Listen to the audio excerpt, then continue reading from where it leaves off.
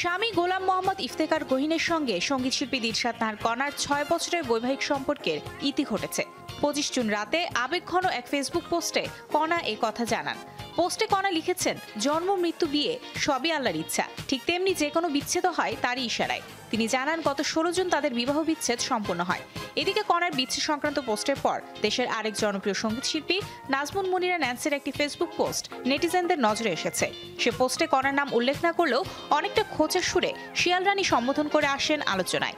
জনপ্রিয় এই দুই সঙ্গীতশিল্পীর মনোমালিন্য ওপেন সিক্রেট বলে ন্যান্সির পোস্টটি কণাকে উদ্দেশ্য করে দেয়া হয়েছে বলে ধারণা করছেন নেটিজেনরা। অন্যদিকে কণার সঙ্গে নিজের বিচ্ছেদ হয়নি বলে কিছুক্ষণ পরই পোস্ট দেন গোলাম মোহাম্মদ ইফতেখার। অবশ্য সেই পোস্ট পরে মুছে ফেলেন তিনি। জানান, তাদের নিয়ে যারা ভুল তথ্য ছড়াচ্ছেন তাদের বিরুদ্ধে আইনগত ব্যবস্থা নেবেন তিনি।